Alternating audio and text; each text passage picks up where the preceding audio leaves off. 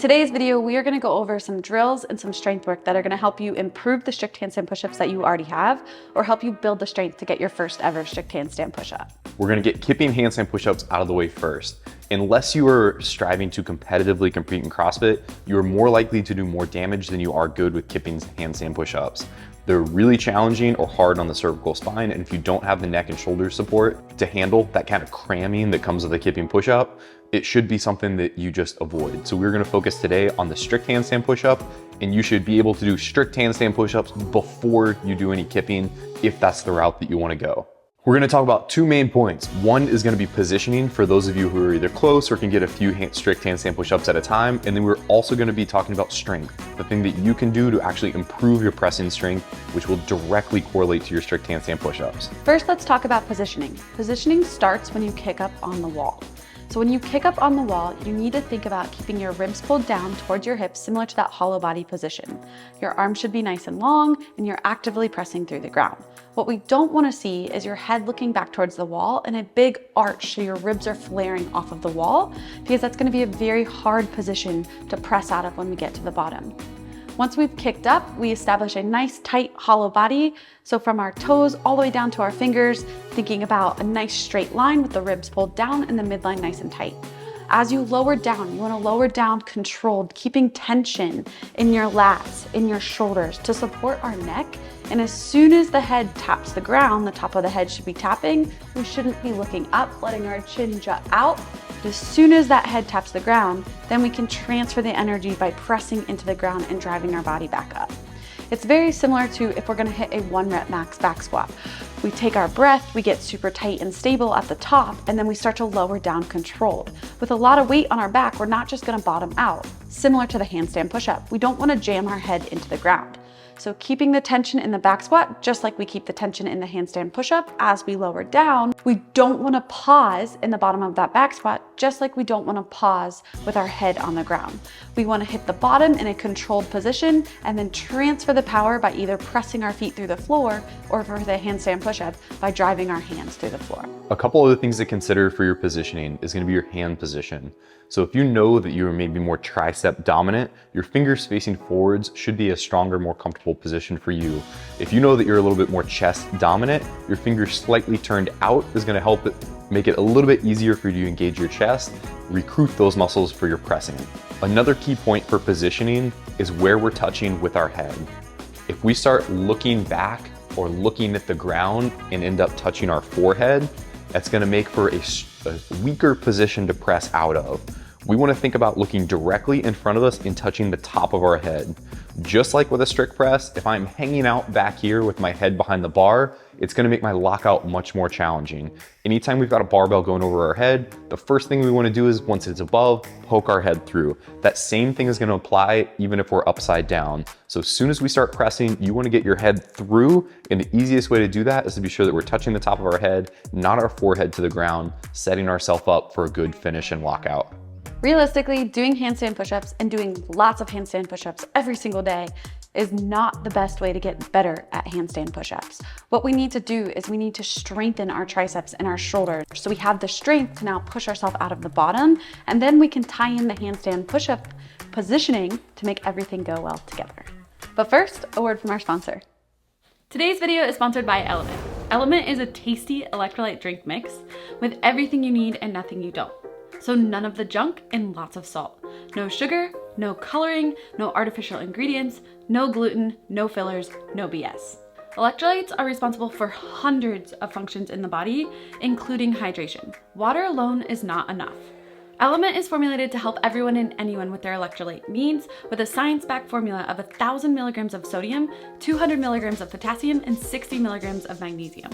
LMNT can help prevent and eliminate things such as headaches, sleeplessness, muscle cramps, fatigue, which can be common symptoms of electrolyte deficiency.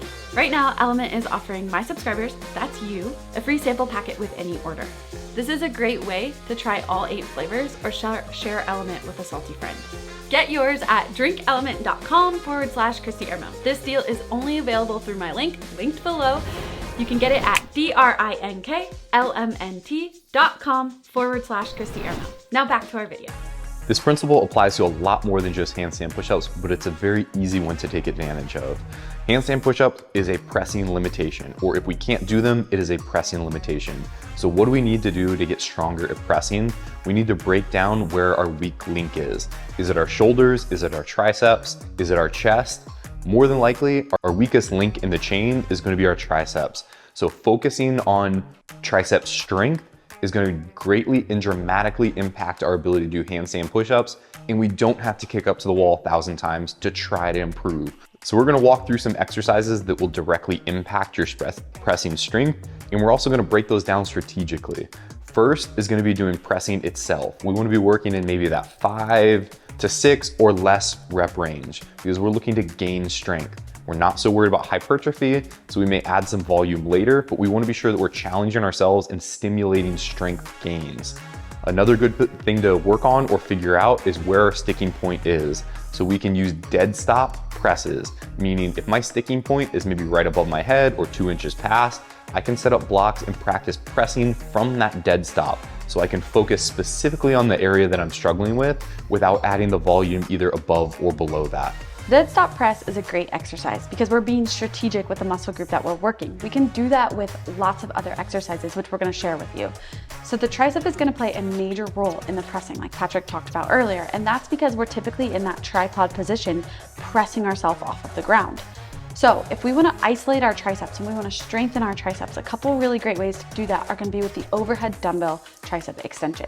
So yes, this doesn't necessarily apply to pressing through the floor, but what it's going to do is strengthen our triceps. So doing 3 sets of 12 to 15 dumbbell overhead tricep extensions with a heavier dumbbell, going to almost failure with that dumbbell or having maybe 1 or 2 reps left in reserve at the end of each set is going to help us strengthen those triceps and help our triceps grow. Even competing at the highest levels of CrossFit, this is still the tactic that we use.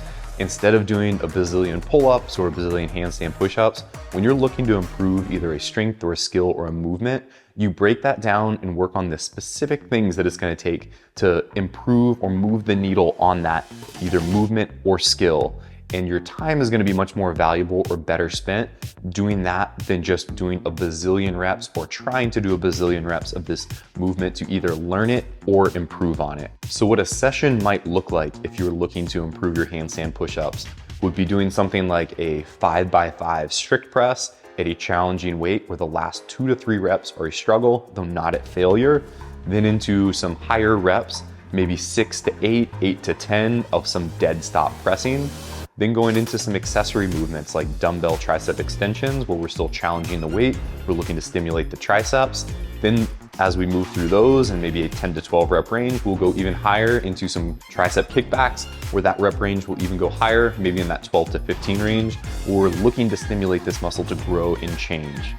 So now that we have an understanding of how to build the strength for our triceps and for our shoulders to be able to get us out of the bottom of the handstand push-up, we can also start to incorporate a positioning drill, which is going to be a negative handstand push-up. What this is going to do is it's going to help us get comfortable upside down without worrying about that pressing piece. So we can kick up to the wall, we can establish our perfect handstand push-up position, we can get really tight, focusing on our midline, our glutes, our quads, squeezing everything as tight as possible, and then lowering down, keeping the connection in our body, so not allowing our ribs to flare, but keeping that hollow body position and lowering down as slow as we possibly can. That will also protect our neck because we will not be jamming our neck into the floor, but we are lowering down till we feel the top of our head touch the mat and then kicking off the wall. The other thing that negative is going to work on is it's going to help us pay attention to if we start to want to look back at the wall, letting our chin jut out. But as we lower down, we should be keeping tension in our lats and in our shoulders and keeping our chin in line. This is also going to build strength on that eccentric portion as you lower yourself down, and it's going to help you with that positioning and just being comfortable upside down. Hopefully this video has helped you understand the 2 things that are important when it comes to strict handstand push-ups. The positioning of your body doing the strict handstand push-up and also how to increase your strength. If you're looking for a structured program for other movements like this, check out the Performance Aesthetics program. It has a ton of those strict bodybuilding style movements in it. If you want to see us break down more of these higher skilled movements and the movements or the strength pieces that go along with them, let us know in the comments. We'd love to bring you more videos like this.